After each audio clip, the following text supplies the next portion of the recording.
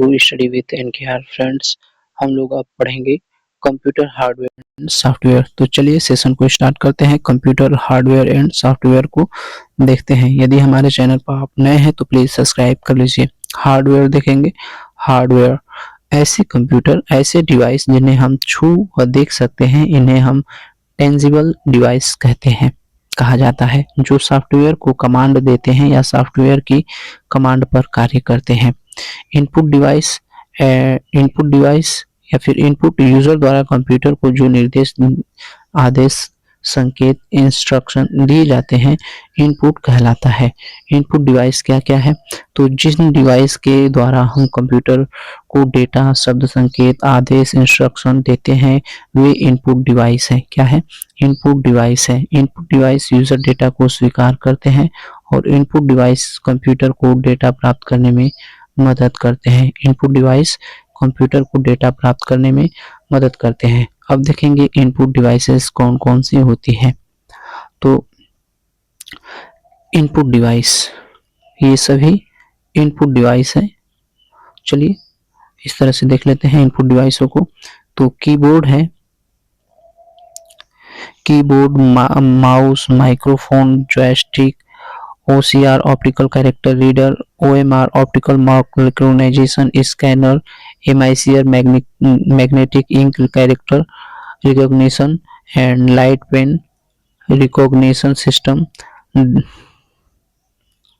Digitiser and track ball, touch screen, ये सभी input system है। Smart card reader, web camera, TV, AC remote, graphics table, barcode reader, BCR barcode reader, digital camera, touch screen, digitizer and graphics tablets, microphone, biometric scanner, voice recognition system, web camera and POS point of sale machine, ये सभी हमारे input machine है।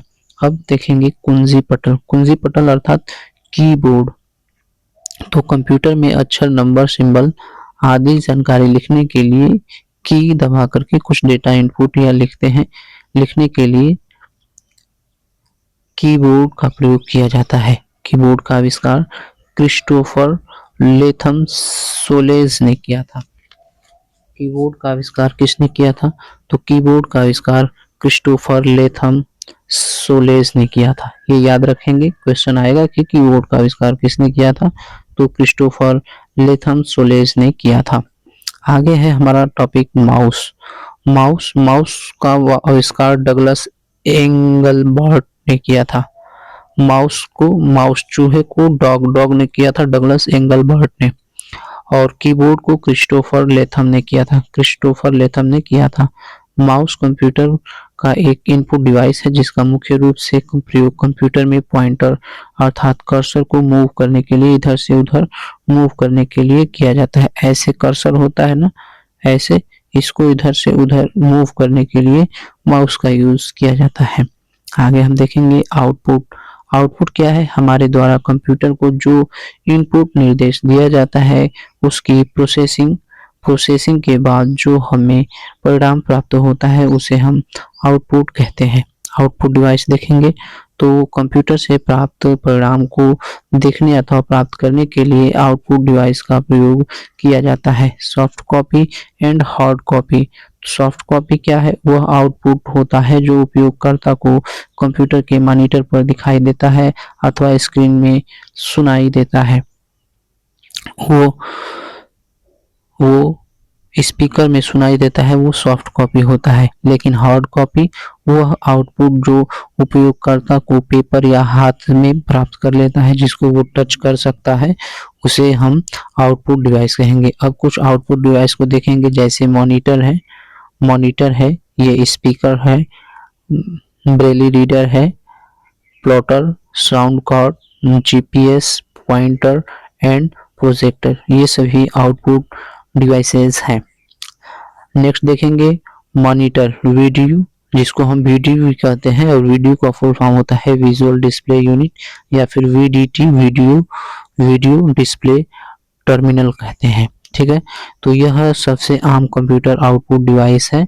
यह उपयोगकर्ताओं को user को information देखने के लिए एक डिस्प्ले बनाता है। क्या बनाता है? एक डिस्प्ले बनाता है। अब टाइप्स ऑफ मॉनिटर देखें तो मॉनिटर कई प्रकार के होते हैं, जैसे हम कह सकते हैं CTR, LCD, LED, LFT, LED, AMO, ALD और 3D मॉनिटर। तो CTR का फुल फॉर्म होता है cathode ray tube, LCD liquid crystal display और LED light emitting diode, TFT LED तो thin film transistor light emitting diode, AMO LED active matrix organic light emitting diode and 3D monitor तो 3 dimension monitor हो जाएगा। Monitor को CPU से connect करने के लिए VGA वीडियो ग्राफिक्स एरे या फिर HDMI high definition multimedia interface cable का प्रयोग किया जाता है। VGA वीडियो ग्राफिक्स एरे या फिर HDMI high definition multimedia interface cable का प्रयोग किया जाता है। आगे हम देखेंगे प्रिंटर को। तो प्रिंटर क्या है? तो प्रिंटर एक प्रकार की हार्ड कॉपी आउटपुट डिवाइस है। इसका उपयोग किसी भी टेक्स्ट, डॉक्यूमेंट या इमेज को पेपर पर प्रिंट करने के लिए होता है। प्रिंटर ब्लैक एंड व्हाइट और रंगीन कलर प्रिंट करते हैं। प्रिंटर मुख्य रूप से दो प्रकार के होते हैं, इम्पैक्ट एंड नॉन इम्पैक्ट। किसी भी प्रिंटर की गुणवत्ता उसके पिक्सल, डॉट पर इंच, DPI में मापी जाती है। तो क्वेश्चन यदि हमसे पूछे कि प्रिंटर कितने प्रकार के होते हैं, तो प्रिंटर दो प्रकार के होते हैं। एक होता है इम्पैक्ट एंड दूसरा नॉन इम्पैक्ट। प्रिंटर की गुणवत्ता किसमें मापी जाती है? तो DPI, डॉट पर इंच में मापी जाती है। और प्रिंटर दो तरह के हो सकते हैं, जो ब्लैक एंड व्हाइट और एक रंगीन कलर प्रिंट करते हैं। दो प्रकार से प्रिंट कर सकते हैं। अब हम आगे पढ़ेंगे ये क्लासिफिकेशन ऑफ प्रिंटर के प्रकार पढ़ेंगे। तो चलिए प्रिंटर की प्रकार हम लोग पढ़ते हैं। यहाँ पर देखेंगे क्लासिफिकेशन ऑफ प्रिंटर। तो प्रिंटर दो प्रकार के हैं, impact printer and non impact printer. अब इम्पैक्ट प्रिंटर क्या होते हैं? तो इम्पैक्ट प्रिंटर उसे कहते हैं जो कैरेक्टर प्रिंट करता है, कैरेक्टर।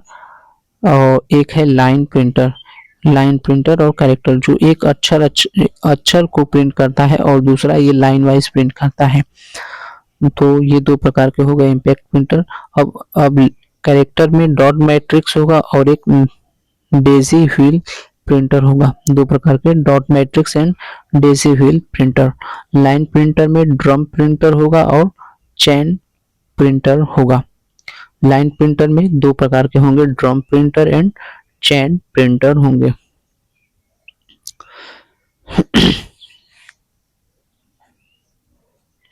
आगे है non impact printer. Non impact printer कितने होते हैं? तो नॉन इम्पैक्ट प्रिंटर तीन प्रकार के होते हैं, inkjet printer, laser printer and thermal printer. Inkjet, laser and thermal printer. तो चलिए देखते हैं लेजर का फुल फॉर्म क्या होता है। सबसे पहले तो लेजर का फुल फॉर्म हम याद कर लेते हैं, light amplification by stimulated emission of radiation. Printer की स्पीड देखें तो CPS में प्रिंटर की स्पीड CPS है, कैरेक्टर पर सेकेंड। और LPM लाइन पर मिनट एंड PPM पेपर या पेज पर मिनट में हम इसको देखते हैं स्पीड को। यदि प्रिंटर की गुणवत्ता जांच करनी हो तो उसकी DPM में डॉट पर इंच में की जाती है, लेकिन यदि स्पीड की बात की जाए तो ये CPS कैरेक्टर पर सेकेंड, LPM लाइन पर मिनट एंड PPM पेपर या और पेज पर मिनट होता है। प्लॉटर देखेंगे, प्लॉटर भी एक प्रकार का प्रिंटर ही हुए। प्लॉटर भी एक हार्ड कॉपी आउटपुट डिवाइस है। यह भी डिवाइस प्रिंटर की तरह ही कार्य करती है, लेकिन यह बड़े साइज में प्रिंट करने के लिए होती है। इससे ग्राफ, ड्राइंग, चार्ट और को प्रिंट किया जाता है। इसका प्रयोग CD अर्थात computer aided design, CM, AM computer aided manufacturing जैसे अनुप्रयोगों में किया जाता है। आगे देखेंगे, ये हार्डवेयर था अभी तक। अब देखेंगे सॉफ्टवेयर। तो सॉफ्टवेयर किसे कहते हैं, तो जिन्हें हम छू नहीं सकते हैं, सिर्फ देख सकते हैं, इन्हें हम इनटेंजिबल कहते हैं, डिवाइस कहते हैं, और जो केवल हार्डवेयर द्वारा दी गई कमांड पर कार्य करते हैं। कुछ विशिष्ट कार्यों को करने के लिए प्रोग्रामों का संग्रह सॉफ्टवेयर कहलाता है। सॉफ्टवेयर 3 प्रकार के होते हैं: system software, application software and utility software. System software क्या है, तो कंप्यूटर के घटक हार्डवेयर के साथ सीधे संपर्क करके हार्डवेयर को संचालित करने के लिए आवश्यक कार्यक्षमता प्रदान करते हैं। क्या करते हैं, आवश्यक कार्यक्षमता प्रदान करते हैं। आगे देखेंगे एप्लीकेशन सॉफ्टवेयर, तो जिनकी सहायता से किसी कार्य को आसानी से करने में संपादित करने के लिए उपयोग किया जाता है। ये 2 प्रकार के होते हैं: सामान्य उद्देश्य सॉफ्टवेयर एंड स्वनिर्धारित सॉफ्टवेयर। एप्लीकेशन सॉफ्टवेयर को पहले देख लेते हैं एक बार फिर से। एप्लीकेशन सॉफ्टवेयर क्या है, जिनकी सहायता से कार्य को आसानी से करने और संपादित करने के लिए उपयोग किया जाता है। ये 2 प्रकार के होते हैं, एक सामान्य उद्देश्य सॉफ्टवेयर एंड एक सेकंड निर्धारित सॉफ्टवेयर। यूटिलिटी सॉफ्टवेयर को देखें तो ये कंप्यूटर सिस्टम के रख रखाव और कॉन्फ़िगरेशन करने के लिए इस्तेमाल किए जाने वाला सॉफ्टवेयर को हम यूटिलिटी सॉफ्टवेयर कहते हैं। अब यूटिलिटी सॉफ्टवेयर में फ्रेमवेयर और फ्रीवेयर 2 प्रकार के होते हैं। एक अस्थायी सॉफ्टवेयर जो सिस्टम की रीड ओनली मेमोरी में सन्निहित होती है, जिसे हम बायोस कहते हैं। ये फर्मवेयर है और फ्रीवेयर वे सॉफ्टवेयर जो उपयोग के लिए स्वतंत्र रूप से उपलब्ध है लेकिन स्रोत कोड उपलब्ध नहीं हो सकते, जैसे Skype, adobe reader, Linux, Ubuntu, fedora. ये सभी स्वतंत्र रूप से उपलब्ध है लेकिन इसके स्रोत कोड उपलब्ध नहीं हो सकते हैं। तो यह है freeware software, application utility software. आगे है प्रोग्रामिंग भाषाएं, प्रोग्रामिंग लैंग्वेज। तो प्रोग्रामिंग लैंग्वेज को देखें तो प्रत्येक भाषा जिसमें कंप्यूटर प्रोग्राम लिखे जाते हैं जिसका अपना व्याकरण होता है, जिसे सिंटैक्स कहा जाता है। कंप्यूटर प्रोग्रामिंग भाषा 2 प्रकार की होती है, सिंटैक्स कहा जाता है, और कंप्यूटर प्रोग्रामिंग भाषा 2 प्रकार की होती है। कौन कौन सी 2 प्रकार की कंप्यूटर लैंग्वेज होती है, तो एक होती है LLL, लो लेवल लैंग्वेज, निम्न स्तरीय लैंग्वेज, तथा सेकंड होती है HLL, हाई लेवल लैंग्वेज। निम्न स्तरीय भाषा मशीन पर निर्भर भाषाएं हैं, जिसमें मशीन भाषा एवं असेंबली भाषा पर निर्भर है। लेकिन उच्च स्तरीय भाषा की बात की जाए, उच्च स्तरीय, तो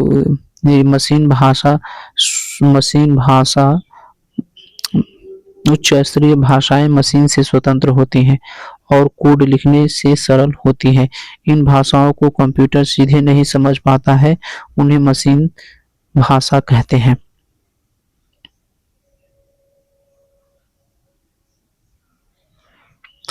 अनुवादित करने के लिए अनुवादकों की आवश्यकता होती है, जैसे कि C++, Fortran, Java and Python आदि। ये सभी हाई लेवल लैंग्वेज हैं।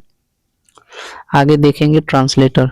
तो translator HLL and LLL, HLL मतलब high level language and LLL means low level language में बदलने का कार्य करता है। ट्रांसलेटर किस काम में आता है, तो हाई लेवल लैंग्वेज को लो लेवल लैंग्वेज में ट्रांसलेट करने के काम में आता है। असेंबली या हाई लेवल लैंग्वेज में लिखे गए प्रोग्राम को सोर्स कोड कहा जाता है। क्या कहा जाता है, तो हाई लेवल लैंग्वेज में लिखे गए प्रोग्राम को सोर्स कोड कहते हैं। क्या कहते हैं, सोर्स कोड कहते हैं।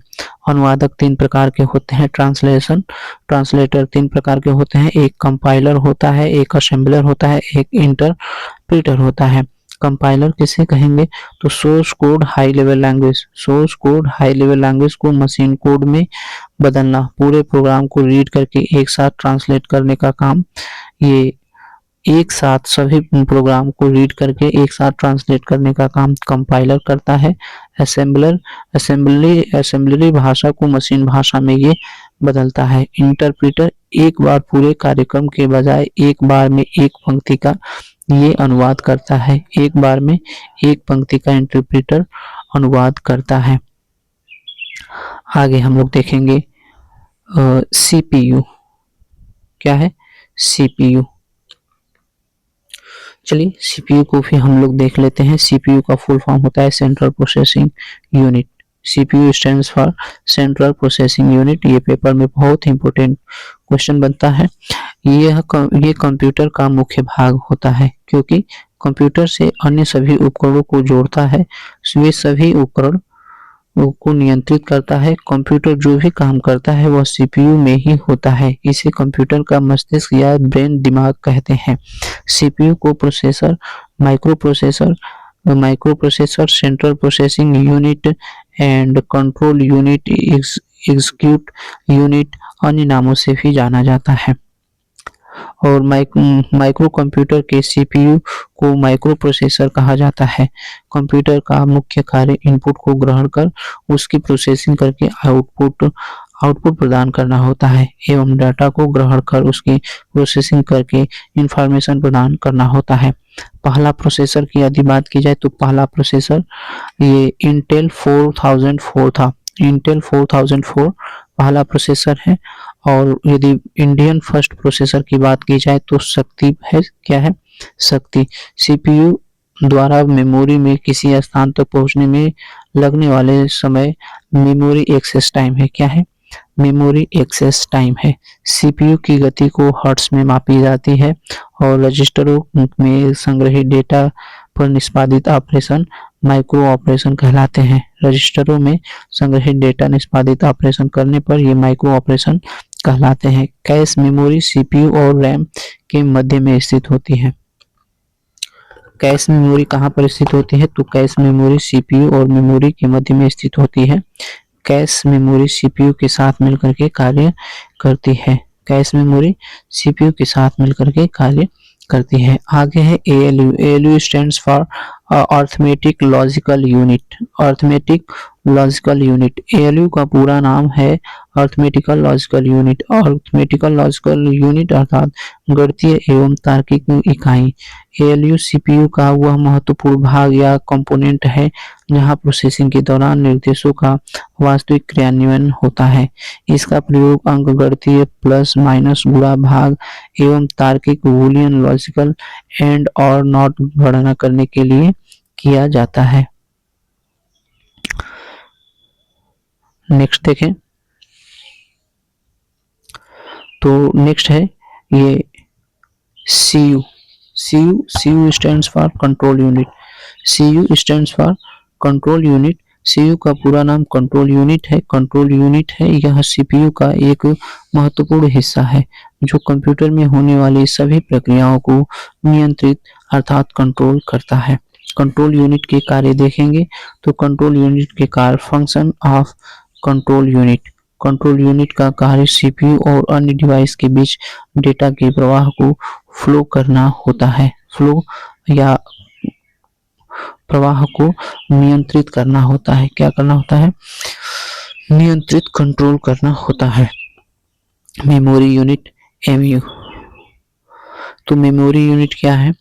तो एमयू मेमोरी यूनिट कंप्यूटर का एक हिस्सा है जिसका इस्तेमाल डेटा, निर्देश, इंस्ट्रक्शन और सूचना इंफॉर्मेशन को स्टोर करने के लिए किया जाता है। दूसरे शब्दों में कहें तो मेमोरी यूनिट कंप्यूटर का एक महत्वपूर्ण हिस्सा है जिसका उपयोग मेमोरी की क्षमता को मापने के लिए किया जाता है। और ये बस क्या है? बस तो बस BUS ये प्रत्येक इनपुट आउटपुट उपकरणों को कंप्यूटर के सीपीयू से जोड़ने हेतु समानांतर तारें होती हैं जो डेटा को दो दिशाओं में प्रेषित करती है। यह सीपीयू से उपकरण के लिए एवं उपकरण से सीपीयू हेतु तार प्रेषित करता है। कैश मेमोरी देखें तो कैश मेमोरी एक बहुत ही तेज सेमीकंडक्टर स्टैटिक रैम मेमोरी है जो सीपीयू और मुख्य मेमोरी रैम के बीच एक बफर का काम करता है। इसका मुख्य उद्देश्य सीपीयू को बार बार इस्तेमाल होने वाले डेटा को बहुत तेजी से उपलब्ध कराना है। Virtual memory. तो वर्चुअल मेमोरी क्या है? तो ये है कंप्यूटर की एक बहुत ही महत्वपूर्ण तकनीकी है जो रैम की कमी को दूर करने के लिए इस्तेमाल की जाती है।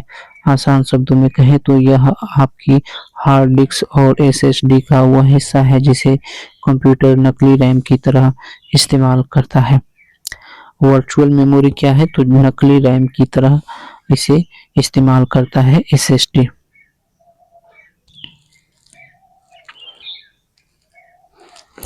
स्पूलिंग, स्पूलिंग क्या है? तो स्पूलिंग का पूरा नाम है सिमुलेटेनियस पेरिफेरल ऑपरेशन ऑनलाइन।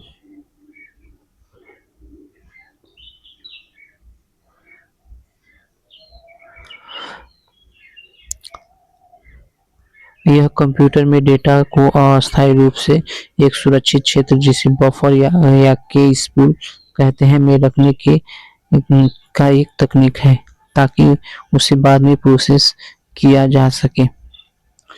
आगे है रजिस्टर।